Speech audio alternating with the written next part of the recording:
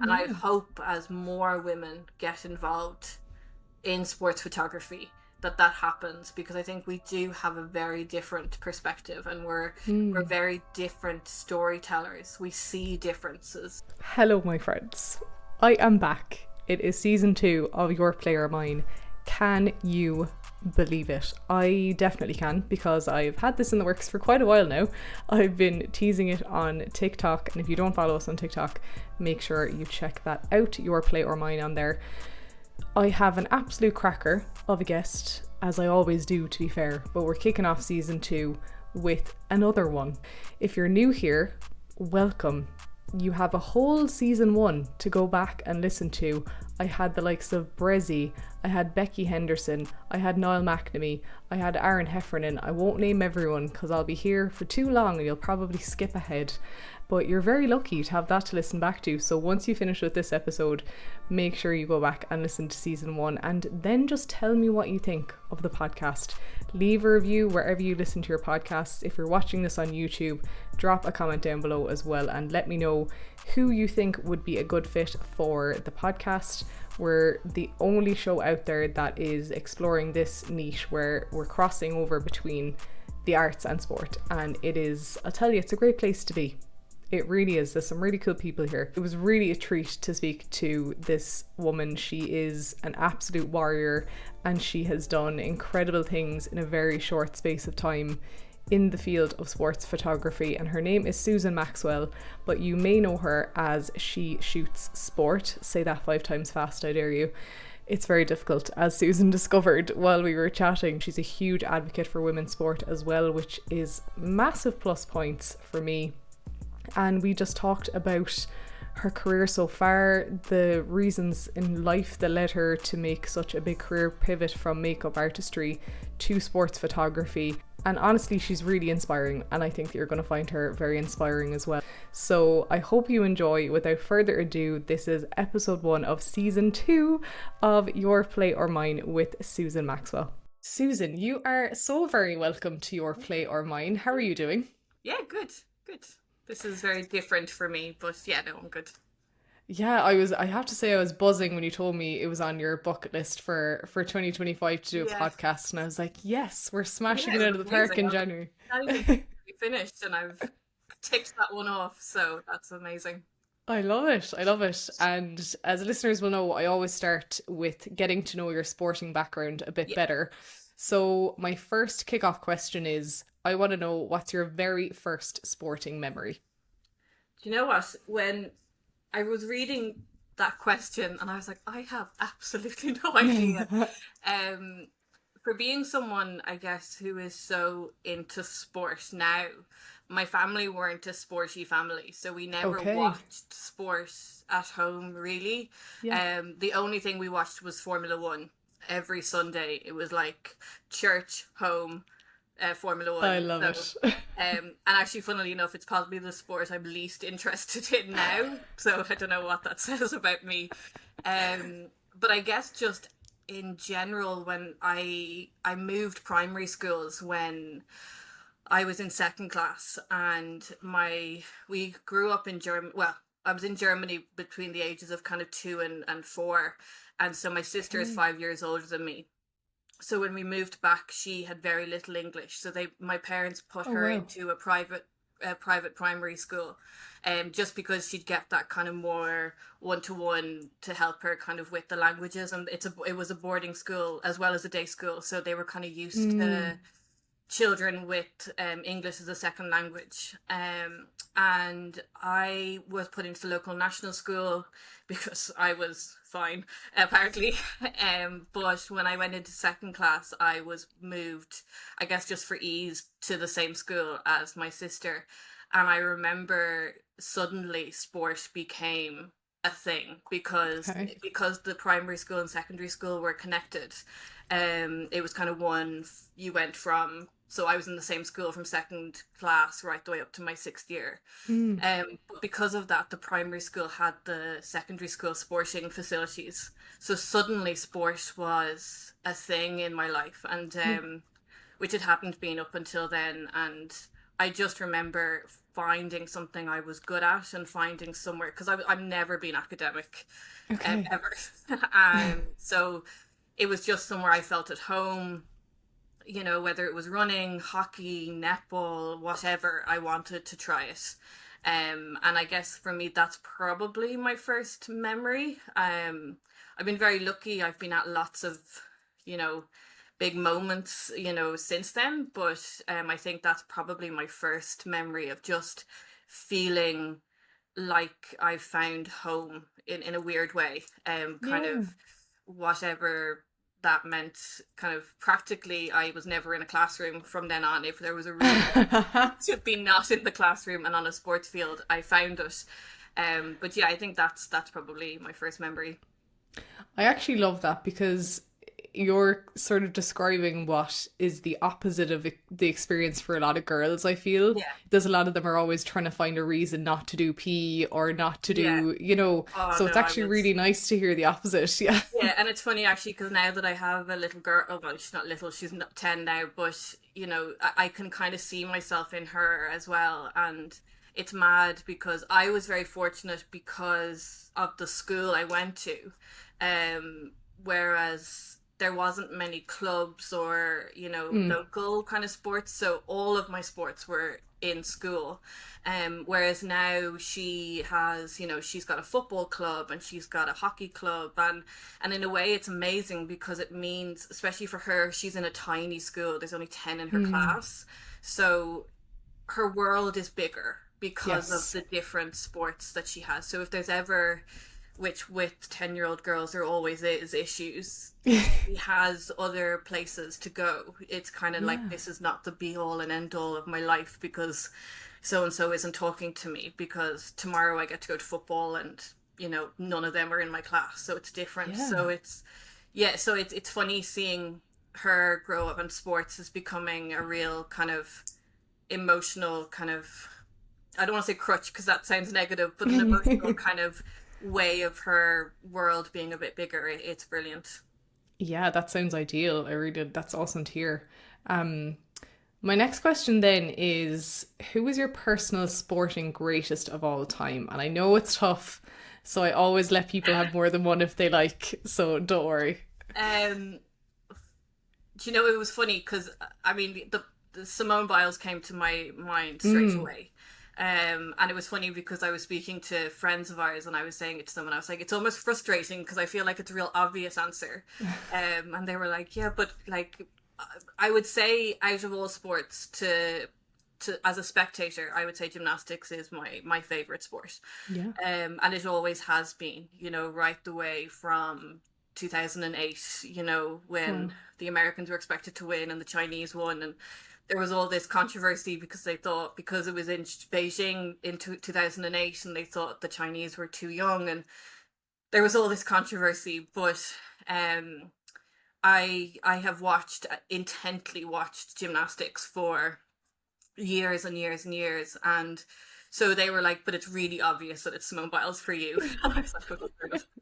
I was like, yeah, that's true. And I guess, I, again, having a daughter, when the whole, sexual abuse Mm. scandal, and I hate calling it a scandal because it wasn't a scandal, it was just a monster. He was a Yeah. monster. And when that all broke, it was 2016, and my daughter was born in 2014. And I remember it terrified me that Yeah. this person had been a so trusted, and to the point where he was so well known that I knew who he was as a fan, Mm.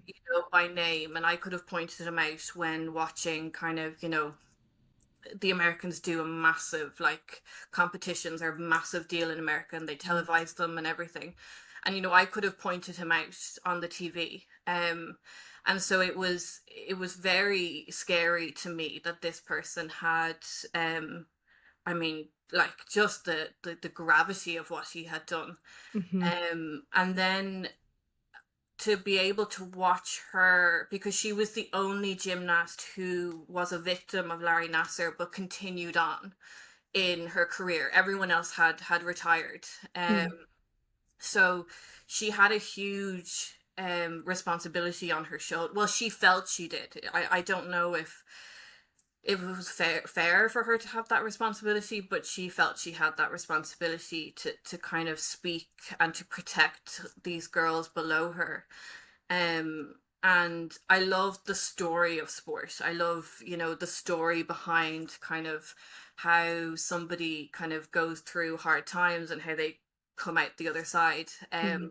But I remember watching in America, they have to go through four different intense competitions in order to qualify for the Olympic team. And I remember watching Olympic trials, and I had a physio appointment the next day, and my physio is also a big gymnastics fan.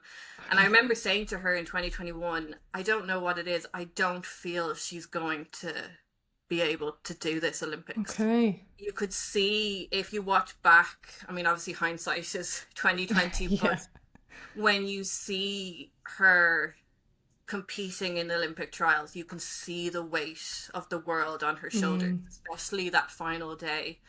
And I remember it being so emotional the day she had to pull out of the team Yeah. final, because it was like a culmination of the last few years and what she had been through. And it was like, in some ways it was maddening, because there was these men who know nothing about gymnastics, saying that she was like, bailing on her team or whatever. Yeah. And in actual fact, she did the right thing, because had she continued, she to compete, her scores would have had to have counted.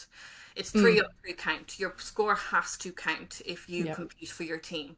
And if she had, continued to get lost in the air, she would have continued to get zeros or really, really low scores. And so the likelihood of the USA medaling at all would have been slim to nil.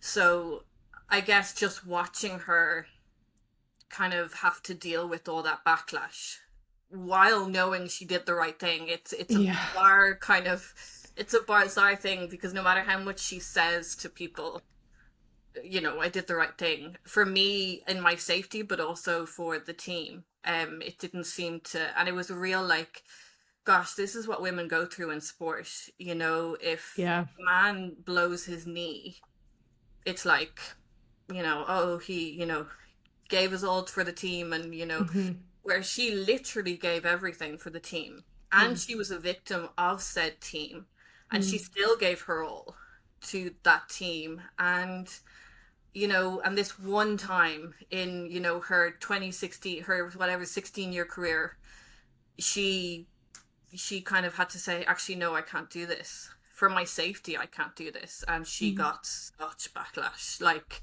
such backlash. And even for me, like watching people who had no idea speaking on the news or speaking on whatever, Yeah. you're like, what are you talking about? You don't I know. know. And then to see her come back in 2024 and just be a completely different human, Yeah. and be married and be an adult, and also showing women that actually gymnastics isn't a sport for young girls anymore, Mm. that actually you can be, mid to late 20s, even 30s, and still compete and actually possibly complete better, because you know your body better. And Mm. in gymnastics in particular, the body is the tool, Mm. and so so in so many ways she has kind of blazed a trail, I guess. And I guess that's possibly why that was such a long answer. I'm sorry. No, I feel completely the same. Those sort of people, it's the human and the sports person together. They Yeah, just elevate just above everything. yeah, They're really, I think the strength, the inner strength and the courage that they possess is just, it's incredible. It really is. And it sets, particularly as you say, for women, in Simone Biles' case, it just sets such an incredible standard, yeah, and it's saying it's okay to choose yourself, and actually sometimes it's more than okay, it's the best thing that you could yeah, actually do. yeah, exactly. She's incredible. Yeah. No, she is. And I mean, even setting boundaries, there was a big Yeah. difference between the run up to the Olympics in 2016, 2021 versus 2024. She put very clear boundaries on what she was willing to do as far as publicity and as far as kind of allowing other people to put their expectations on her. And it's funny because again it was made to sound like she was being kind of snobby or bitchy Difficult, or whatever. And it's like, well, why is it when women set boundaries for themselves are we bitchy or whatever? And actually, like, I've gotten to the point now where I'm like, okay, fine, if you want to cope whatever, that's on you. But yeah, I think in so many ways she set standards for women in sport, and it's amazing. Yeah, couldn't agree more. I'm really curious now what you're going to say to the next one. What's the most emotional sporting moment you've ever experienced? I've been very lucky. I've been at a lot of sporting events, obviously with my job in the last year. But I think the most emotional one that came to mind anyway straight away was when on the 1st of November of last year, 2024, Shelburne played Derry City up in Derry City, and if Shelburne won the match, they won the league. And it was like the tension, and it was funny because I started photographing shells as just that, but when you're around these people and you kind of get swept up in the story and in the emotions, and these people now, and and it's the kit man, and these people know what it means to them, so you're kind of it's mad. But my husband and my son are season ticket holders, they're big fans, and so we all went up, and I was begging the media guy up in Derry to let me come and photograph, because being the last game of the season and being the potential league winner match, he obviously had a lot of kind of news people kind of wanting to be there, but I literally begged him. I think every day I sent him an email, is there any space now? And he said, yeah, there was. So on I think the Thursday, and it was like, okay.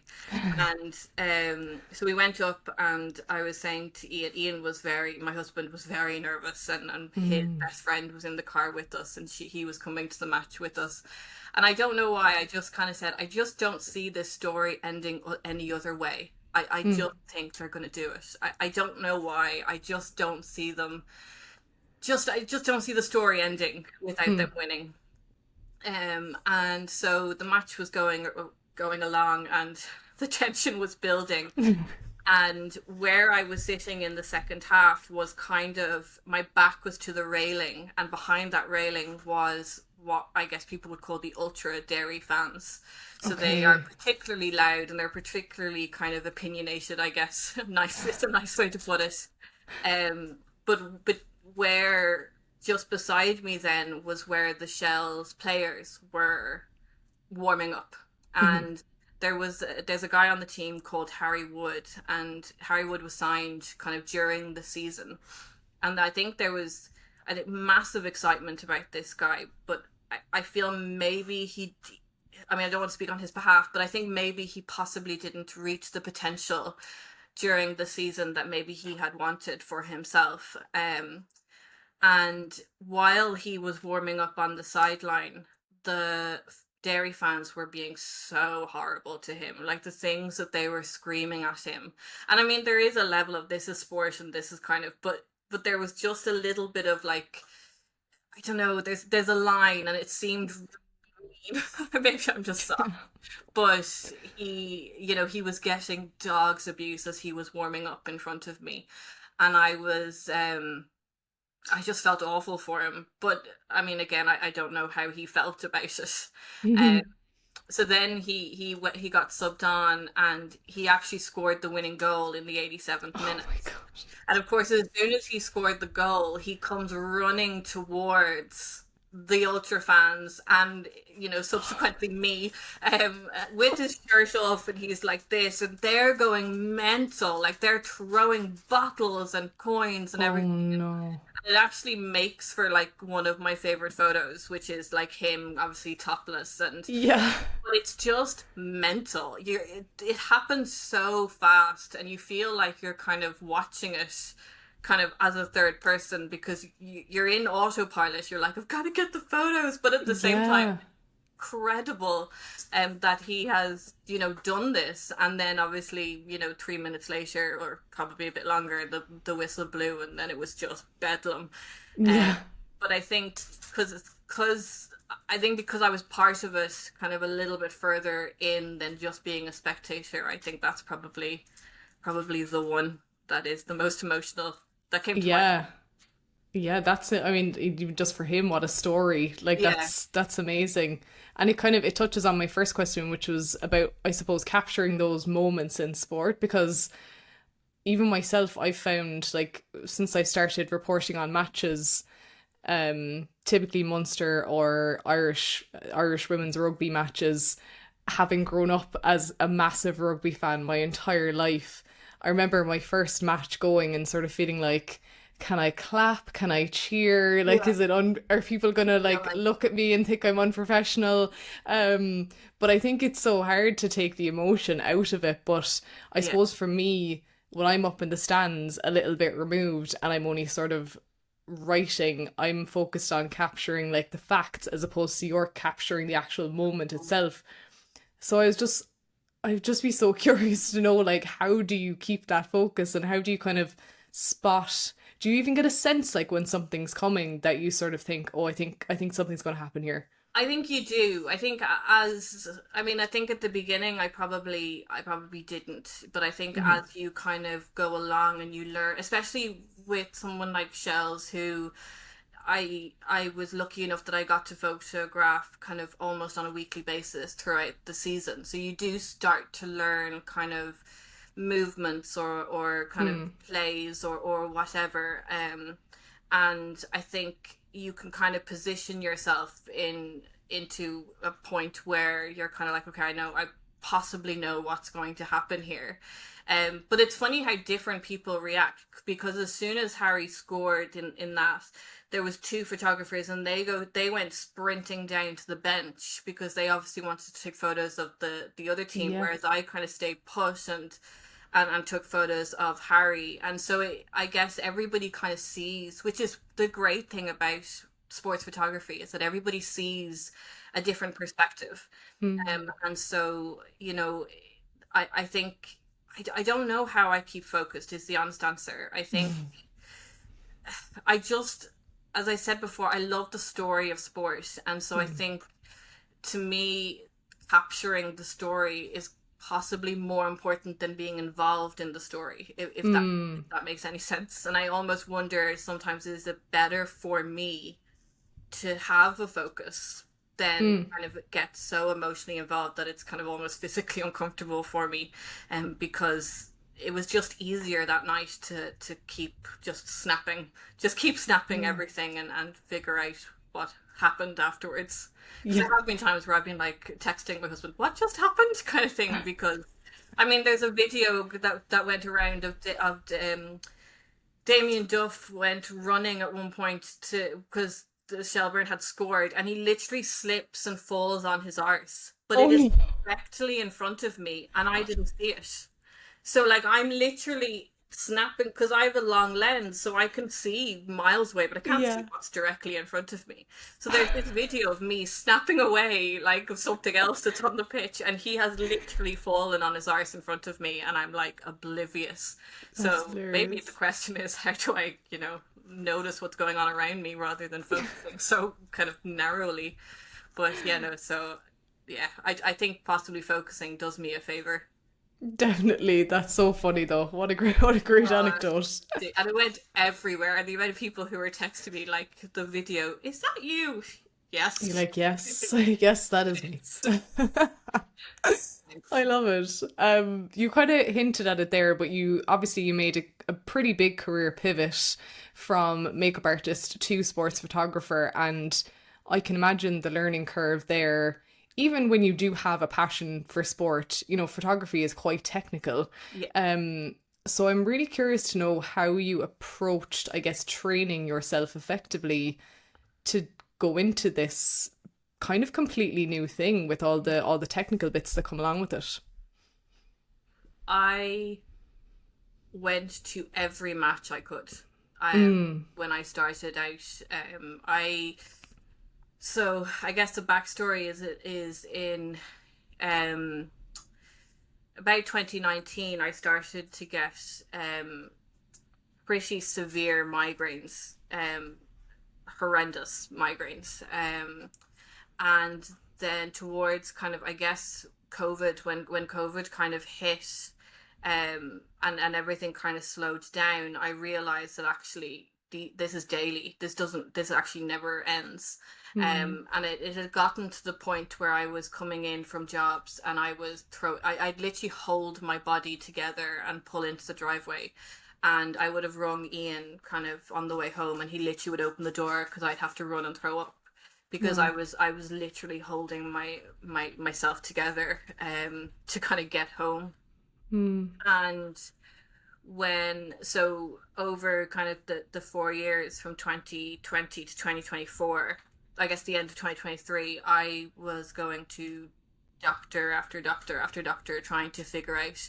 And I guess another thing about being a woman is you're not taken seriously, Oh, and don't at get me all. started. Like even and it was funny because towards the well, by the time I got to 2023, August of 2023, um thankfully we'd come out of COVID, and because up until then I had done all my appointments by myself. Mm. I'd had like 7 or 8 surgeries a year up until then. I'd had Botox, I'd had needles put into my face. I do so many things.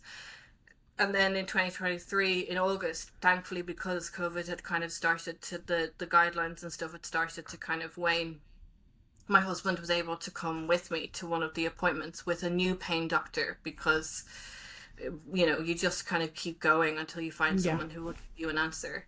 And he asked, the pain doctor, is this normal that somebody has to jump through the amount of hoops that she has had to jump through? And he said, I'm really sorry to say it is, and it's 99% because she's a woman, and it's just not taken, seriously. And eventually I was daily at a 9 in head pain, and Wow. it was horrendous.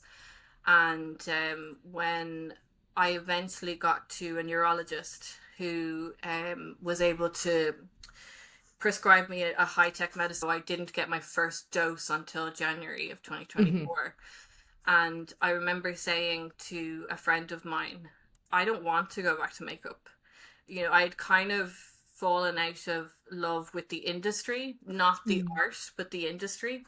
Mm. And I'd kind of always gone into it.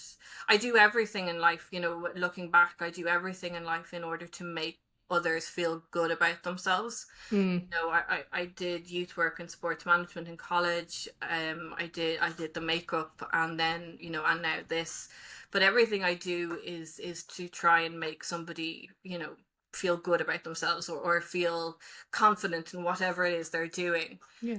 And but the kind of sparkle, I guess, had kind of come out of the industry for me. And it has become very kind of like, in order to make it as a makeup artist, you have to um I guess be kind of very social media, and it's kind of all about Mm. you, and I don't like things that are all about me. Yeah. I like to, look at these nice people. I don't like to make things about me. So I knew that suddenly my life was going to open up again because I wasn't going to be crippled with pain. Yeah.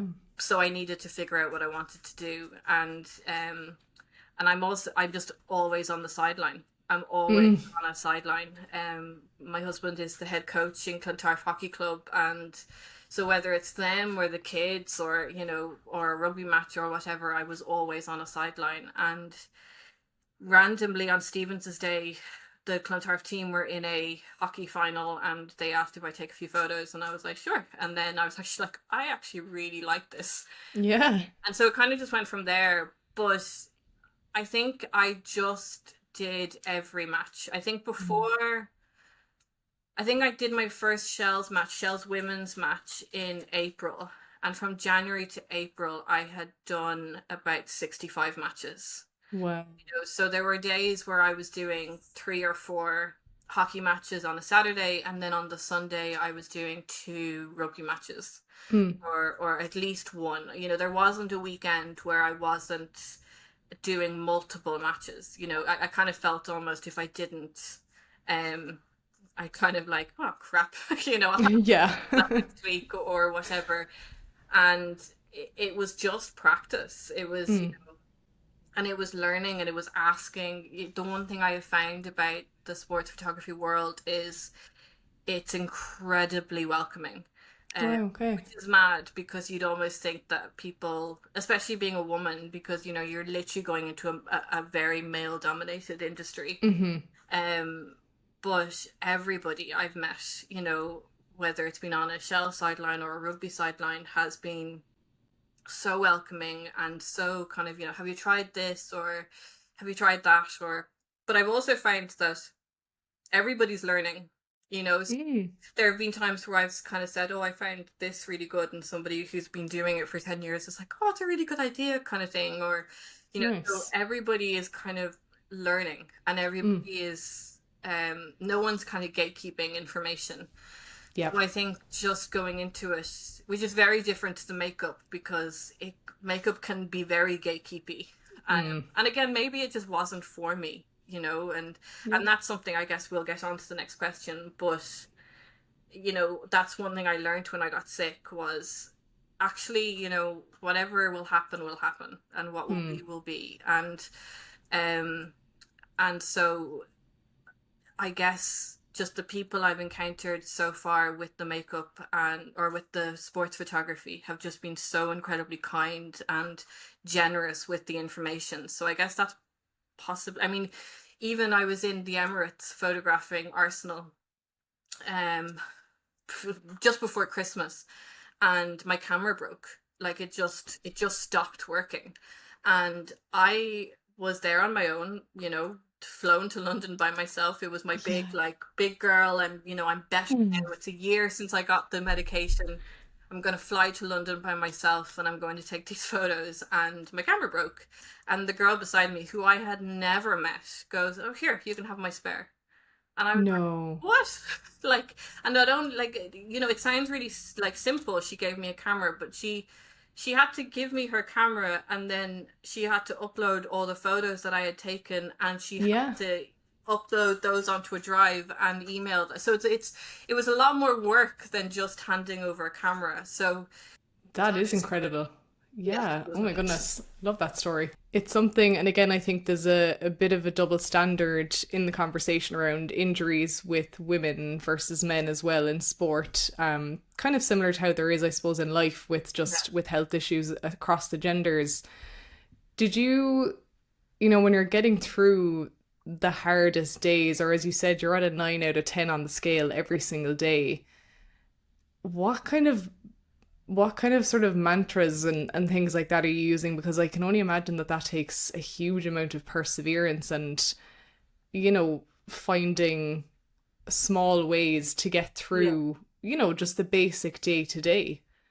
Um, I think it sounds silly, but I mean, my kids, Yeah. especially, when like in 2020, Reagan was 6 and Spencer was 3. So they're at ages where I mean, they're not quite self-sufficient just yet. No. Spencer, he's only 3. And they kind of, I mean, they made me get through it. They don't Mm. really give you a choice. Yeah. And I think the one of the blessings was COVID, which sounds really strange, but it made it was funny, because when in 2020, when Ian's had to start working from home, I remember him saying, why has it suddenly gotten really bad? And I was like, it hasn't. You're just home. So you Mm. see me, whereas kind of, he runs his own company, so he is mentally busy. And so suddenly he was at home, and he was slowing down, and he was seeing kind of the everyday life of what goes on at home. And I was like, it's not that it's gotten any worse, it's just that you're aware of it. And when we went Yeah. back through WhatsApp, and almost on the daily, I would text him and be like, my head is really bad, or whatever. But I don't think, like, I'm not one for mantras. I tend to just, I don't know, I just tend to get on with it. And Mm. like, and I don't know if that's a negative in some ways, either, because I do tend to get on with it and get on with it and get on with it, and then potentially snap, and which isn't positive either. But I think, I don't know. I definitely think what is for you won't pass you was a big one, and is a big Mm. one. And especially with the sports photography, in the sense that, like, everything has been, I don't want to say easy, because it hasn't been easy, but things have come my way this year with, or last year, with the sports photography, that um have been incredibly easy to come my way. And I Whereas with the makeup, I felt like I was fighting and fighting and fighting and Mm. fighting, and it was kind of two steps forward and five steps backwards. And every Okay. time you'd feel you'd kind of made it, or kind of, okay, I'm settled, something else would happen, like COVID, and it would be like, suddenly be Yeah. like, actually, maybe this isn't for me. Mm. Um, and it's a funny one, because and I said this to Ian recently, that you know, for every five emails you get to say, yeah, come to the match, you get 10 saying no, you Yeah. know. And I said to Ian recently, it's funny, because those no's would have absolutely floored me, 4 years ago. Like, absolutely, I would have, been done. I would have been like, that's it, it's over. I'm the worst photographer in the world. And, Yeah. whereas now it's kind of like, okay, that was, I'm not meant to be at that match, or Mm. for whatever reason, I don't know what the reason is, but I'm not meant to be there. And I think when your health has been so bad, you kind of go, actually, life is fine, Mhm.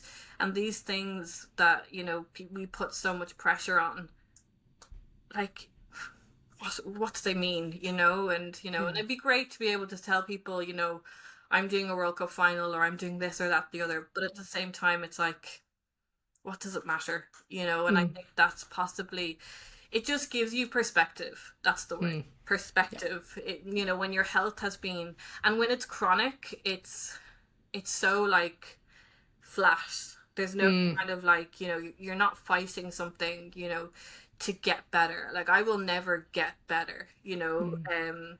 and then I've had to accept that, and so when that is your life, you kind of go, not getting a match, or not getting a photo shoot, or a particular photo being out of focus, is whatever, life Yeah. goes on, and the next one will happen. Mhm. And so, just, I guess, perspective of Yeah. what is actually really important in life. Completely. I think I love what you do with your platform in the sense that obviously you cover women's sports, but you also look at the personalities Yeah. behind the sports people. And I think particularly, I mean, obviously you have a young daughter, so you understand this better than anybody, but if you can see it, you can be it, again, is another thing that we hear a lot, but it's so, so true. Yeah. And I would just love to know from your experience of covering men's matches and women's matches, like, do you find the experiences different? Do you notice different things when you're capturing them? Like, what is that experience like, and what kind of drove you to, I suppose, to put in the extra effort behind the series of who's in the photos for the female athletes? Yeah, I think, do you know, it was funny when you asked me that question, or when I saw that question, I kind of was like, I don't know. It's not something I'd ever thought about. I photographed them the same. Mm. I don't now.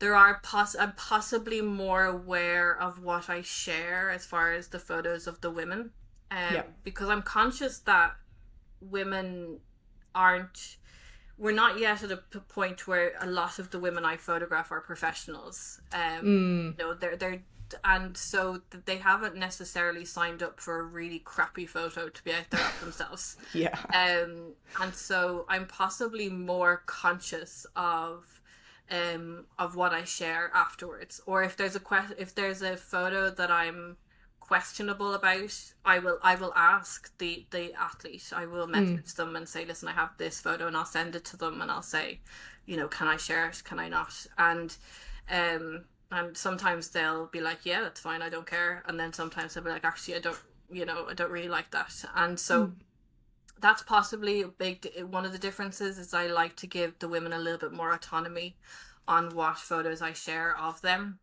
I think because as well, like, I mean, I have a friend she plays rugby, and we have a just a like a what's the word, a chat of just awful photos of, like, women, of like ads, or social media posts of teams, and I'd be like, why? Like, what? Who looked at this photo and said, this is the best we have, let's, and I don't know what it is. And she's like, it's probably a man choosing it. And I was like, maybe, but like, no one can look at this photo and say this is a good photo. So I don't know. But I think as well, the one thing I found is that men are very sentimental. They love and somebody said to me, it's because, again, professional athletes are so used to getting photos of them playing sports. Thousands, if not millions of photos of them playing sports, but the sentimental photos of them with their kids or them with their family actually mean a whole lot more to them. And so, like, Jacob Stockdale, who played for Ireland, at the end of the Ireland-Fiji match, I got a photo. His daughter was playing with one of the fluffy mics on the floor, and and then he's walking away, and he's got Stockdale on his back, and then she's wearing a rugby jersey, and it's got Daddy, and they're just kind of walking. No. Just happened to catch the photo, and that's the photo that he loves, and that he kind of will remember me for. Whereas, kind of, if I sent him a load of photos of him just getting rugby tackled, like, oh yeah, like, I see that every day, kind of. Yeah. So I think men are a little bit more sentimental with their photos of the ones that they like and the ones that they choose. But as far as kind of athletes and running and being on the pitch, I don't think there's much of a difference on actually kind of taking their photos. And your series then of who's in the photos, talk to me about that and kind of why you felt like that was important to highlight that. I think it's very much, if you can't see it, you can't be it. And we know the personalities of the men's teams. They're in our face all the time, whether it's kind of, podcasts or news interviews or just themselves, on their social medias.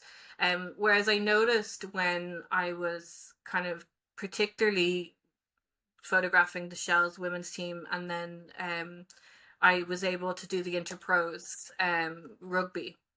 And I noticed when I was kind of following the girls on the team that they had very small followings for being on these massive teams. They have very small followings, and I was like, people need to know these people because they're amazing. A lot of sports people are incredible, and they're doctors, and they're physios, and they're wise. They're so wise, because I think a lot of the time, to get to that level, especially as a woman, to get to that level, you have to be smart. Like, there's this kind of attitude that sports people aren't smart, and actually, these are incredibly smart humans. And I guess the more I got to know them, the more I was like, more people should know these people. And again, and they were so willing as well. That was the other thing. I kind of was like, I'm not really anybody, but I want to share who these photos are of. And I guess I just kind of asked a couple of people that I knew kind of more, and especially because as well, I need to have a certain amount of photos of them in order to do the series, because I asked them about 10 questions, so I need to at least have 10 different photos of Yeah. them. Yeah. So I kind of started out with the Shells women, and then and they were so willing. And again, because the League of Ireland, the men's are starting to grow, but I kind of felt a little bit like the FAI didn't capitalize on the women qualifying for the World Cup when it came to the League of Ireland. Yeah. And you saw a lot of articles in Irish publications about the WSL and about Irish players who played over there, but you hear nothing about the League of Ireland women. Yeah. And so that kind of annoyed me initially, and so that was kind of why I started the series in the first place. And then with the rugby, I was interested. There was a girl, Stacey, who I had started to photograph rugby league, which is tiny in Ireland, like such Yeah. a small sport. But one of the girls, Stacey, she kind of did it all. She did rugby league. She played for Ireland in rugby league, but she also plays for Connacht in the Interpros. And I just found that really interesting, that she was kind of bridging that kind of gap, which isn't really heard of here, a little bit more in the UK. Yeah. Here. And so so I did it with her. And then obviously when I watched or photographed the Ireland-Australia game and I saw Aoife Wafer, I was like, oh my God. This person. And I put on my stories, I took a photo of her and I put on my stories that if she doesn't win Woman of the Match or Player of the Match, like, I'll eat my hat, because she was incredible. And she'd only come back from injury, I think, halfway through the Interpros, so I hadn't really seen her much during the Interpros. But when she played against Australia, like, that whole team was incredible. Like, so impressive. And I wish there had been more eyes on it, because they were like just incredible. And then they went on to do incredible things in Vancouver.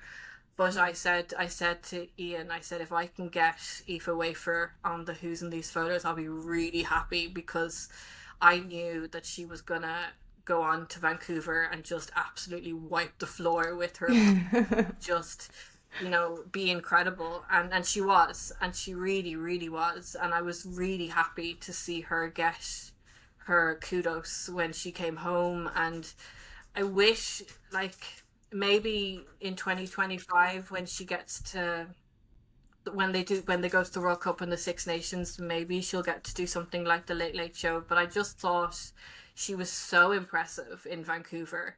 I was really disappointed when there wasn't more of a fuss made of. I mean, she was on the the 15, yeah. World 15. Like, I mean, that's incredible. And then Erin King as well. Yeah. These aren't, this isn't a generation of rugby players who are mediocre. Like, these are incredible rugby players, by anyone's standard. And, I would be, I mean, I don't think it's beyond them to get to the World Cup final, that I genuinely believe in them that much. And so I just want more people to know about where the series came from. And I'm lucky enough to be able to take their photos. I'm lucky enough to be able to, especially the women, because it's a little bit more kind of intimate.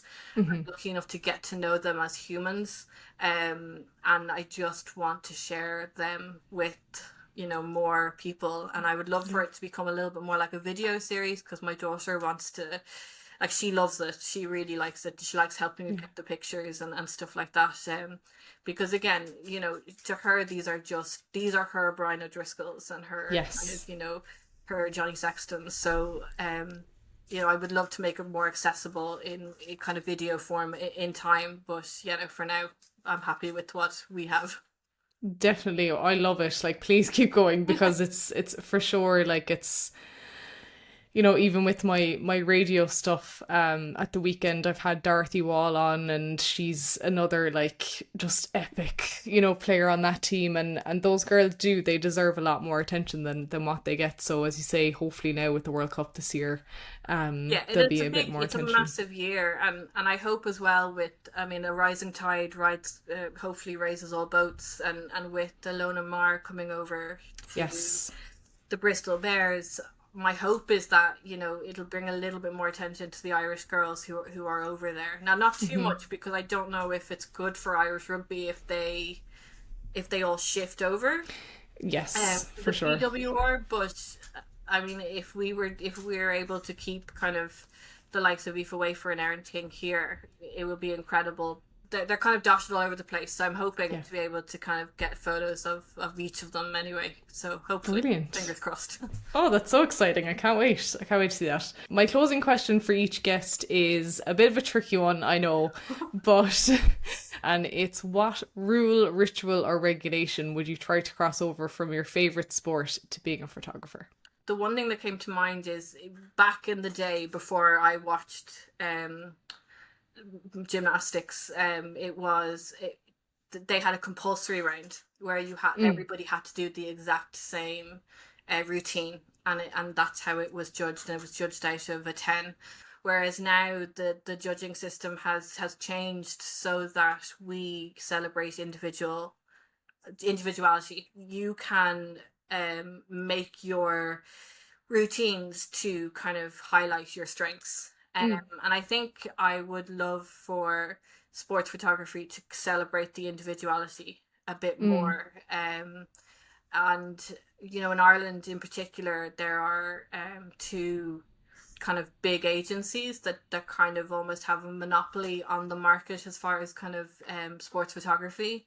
And it's very, like, these are incredibly talented photographers, don't get me wrong, but there is a formula, and they kind of almost stick to that formula. And it would be cool to kind of see a little bit more of an artistic flair, I guess, at times in sports photography. There's your kind of your news photographers, your news sports photographers who, you know, turn up on in the magazines and newspapers and stuff like that. But there's also kind of a path, I guess, from more artistic kind of individual photographers who have a different kind of perspective.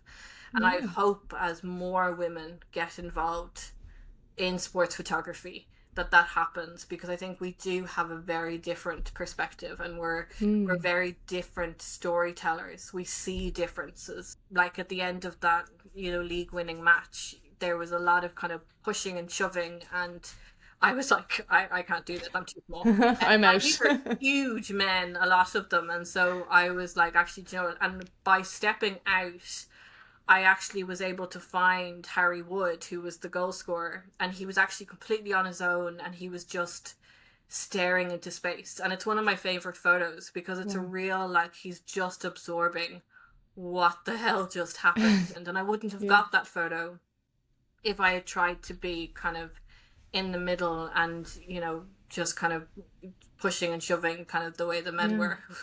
I love that answer. 10 out of 10 for me. Brilliant.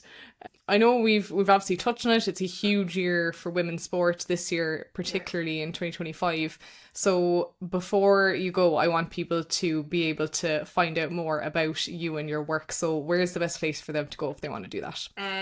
Probably Instagram. She Shoots Sport, which I didn't realise was quite difficult at the time. to say. Yeah. When I came up with the name, but yeah, so She Shoots Sport on Instagram is probably the main place.